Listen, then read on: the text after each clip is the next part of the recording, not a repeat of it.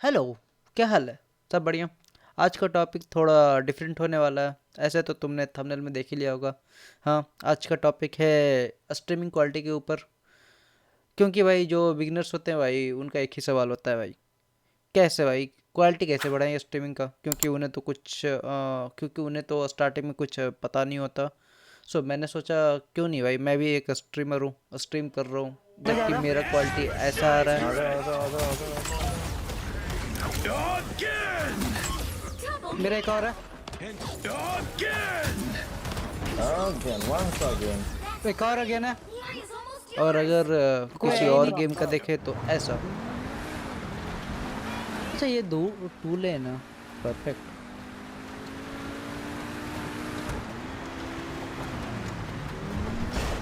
इसका ब्रेकिंग ज़्यादा अच्छा नहीं है, थोड़ा और अच्छा होना चाहिए था। हट जा। कंट्रोल अच्छा है बट ब्रेकिंग ना। तो मुझे लगा क्यों नहीं भाई, मैं भी एक ट्यूटोरियल बना के बता देता हूँ मेरे इस क्वालिटी के पीछे क्या राज है, क्या क्या सेटिंग मैं ओबीएस में यूज़ करता हूँ। और हाँ, मैं स्ट्रीम के लिए ओबीएस स्टूडियो यूज़ करता हूँ। हम लोग ओबीएस में आ गए हैं, ठीक है। और हम लोग जाएंगे ओबीएस के सेटिंग में। सेटिंग में जाने के बाद आउटपुट में जाएंगे। आउटपुट में वो भी एडवांस में, सिंपल में नहीं भाई, भाई सिंपल में कोई काम नहीं चलता। हम लोग एडवांस में जाएंगे।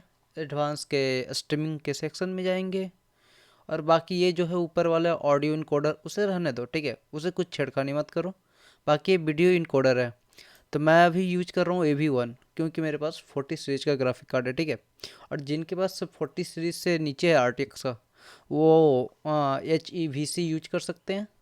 क्योंकि H2.64 भाई बहुत पुराना हो गया है, उसे यूज ना करो तो वही अच्छा है। बट आप लोग इसे यूज कर सकते हैं जिसका 40 सीरीज नहीं है। और बाकी जिसका 40 सीरीज है भाई, आप यूज कर सकते हैं AV1, बिना कोई चीज कोई टेंशन का, ठीक है। ऐसे AMD का भी आप लोग यूज कर सकते हैं, HEVC, कोई दिक्कत नहीं है। ओके, उसके बाद मेरा मॉनिटर मतलब मेरा ग्राफिक कार्ड 4060 है, तो 1080p गेमिंग करता हूँ मैं। अगर आप 1080p स्ट्रीमिंग करेंगे यूट्यूब पर, तो आपको भाई यूट्यूब घटिया क्वालिटी देगा। इसका मतलब कि यूट्यूब का खुद का भी इनकोडर होता है, तो घटिया क्वालिटी का इनकोडर आपको देगा। अगर आप जैसे ही 2K पर करेंगे स्ट्रीम, तो आपका यूट्यूब इनकोडर खुद से ही बढ़ा देगा। तो इसलिए मैं 2K पर स्ट्रीम करता हूँ। फिर ऐसे हालांकि मैं खेलता हूँ 1080 पर। तो आप 2K पर कैसे स्ट्रीम करेंगे, क्योंकि आप तो 1080 पर खेल रहे हैं। तो उसके लिए एक है, आप रीस्केलिंग आउटपुट का यूज करेंगे, उसमें आप लाइन को सिलेक्ट करेंगे।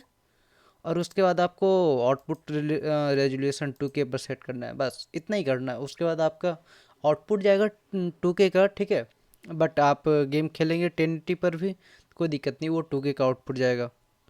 अगर आप 2K पर पहले से ही खेल रहे हैं, तो देन आपको इसमें कुछ सिलेक्ट नहीं करना है, डिसेबल करिए, बस इधर 2K का सिलेक्ट करिए, हो गया।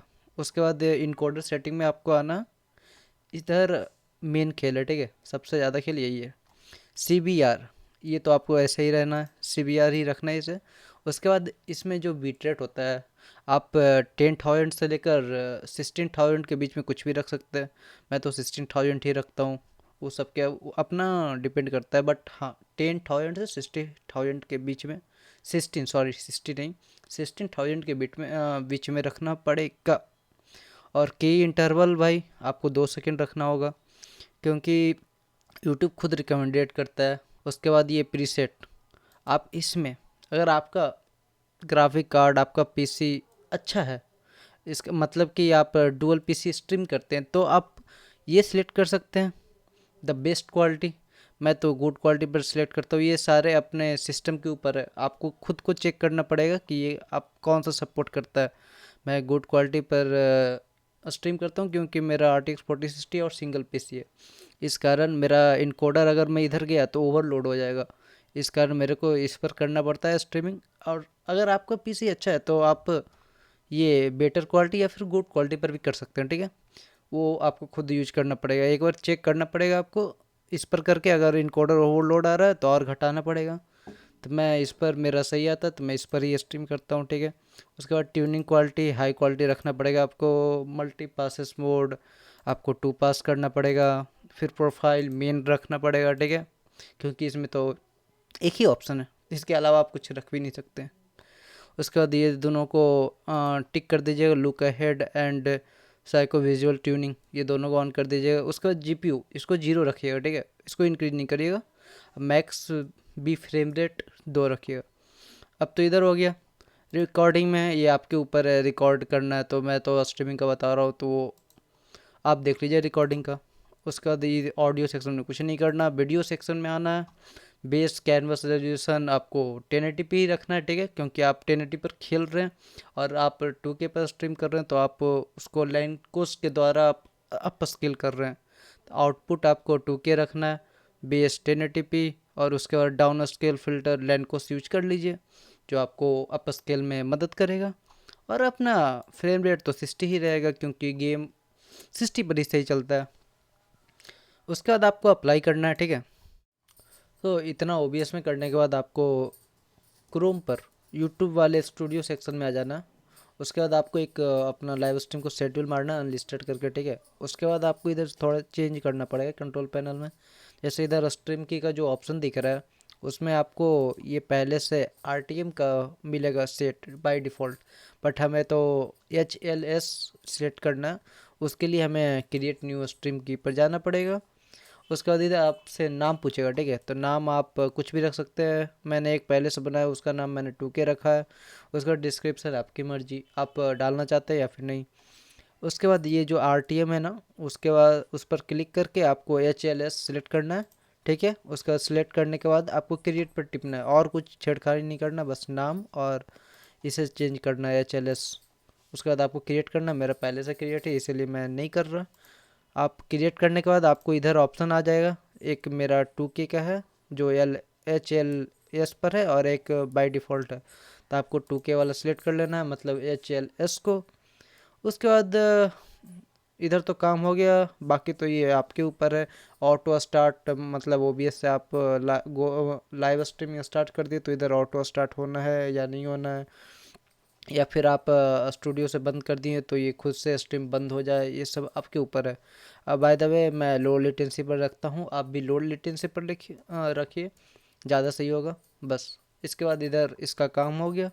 वापस से हम लोग आएंगे OBS पर आने के बाद हमें ये सेटिंग में जाकर अपना अकाउंट लॉगिन कर लेना है। बाकी RTMPS ये रखना है, इसमें कोई चेंज नहीं करना, सर्वर यही रखना है। इसके बाद और कुछ इसमें कुछ छेड़खानी नहीं करना है। आप हो सके तो ये डायरेक्ट आप कनेक्ट कर लीजिए, ठीक है। ये स्ट्रीम की पर डिपेंड मत करिए कि आप स्ट्रीम की डाल रहे हैं, उसके बाद UR लिंक भी डाल रहे हैं। उससे अच्छा मैं रिकमेंड करूँगा आप डायरेक्ट कनेक्ट कर लीजिए। और ये इग्नोर करिएगा, ठीक है, ये क्लिक कर दीजिएगा एडवांस ऑप्शन इग्नोर, ये इसकी ज़रूरत नहीं, बस आप इसे इग्नोर करिएगा। उसके बाद आपको इधर कुछ नहीं करना है, बस इतना ही है, ये तो बता ही दिया था। बस इतना करने के बाद आप डायरेक्ट अप्लाई कर दीजिए और उसके बाद ओके कर दीजिए। उसके बाद आप जब भी स्ट्रीम करेंगे आप ले भाई हिल ले क्या पता हम तो छोड़ पड़े।